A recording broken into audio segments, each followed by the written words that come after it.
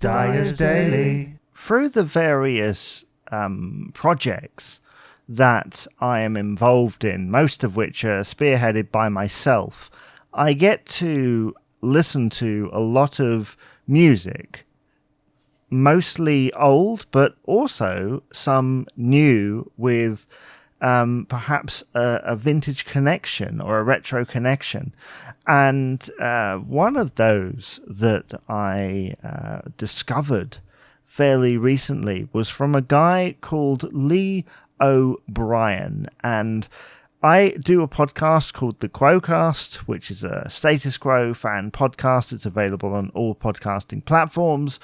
And Lee O'Brien recently had an album produced by Francis Rossi, the lead singer and guitarist of the aforementioned legendary rock band.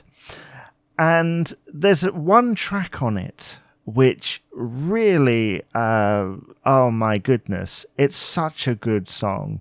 And it really puts me in mind of when I really got into Britpop, not in the mid-90s, I was like 5 years old, but in the early 2010s when I discovered really the music of bands like Blur. Yeah, I knew they were there, but suddenly Blur, Kula Shaker, etc.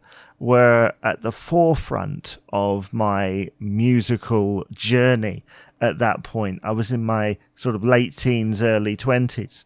And this song is called I Don't Need Anyone.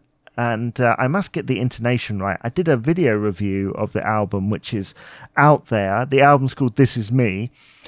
And I got the intonation wrong. I said, I don't need anyone. So it's called I Don't Need Anyone. And it just reminds me of all that Britpop.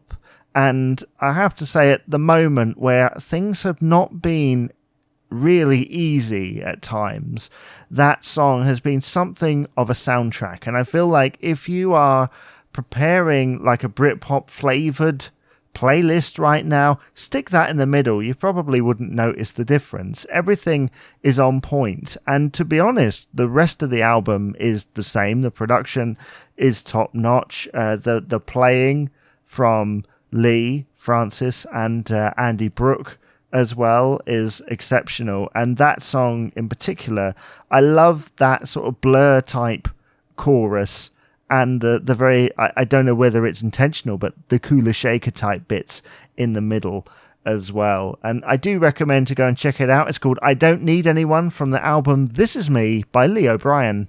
Dyer's Daily.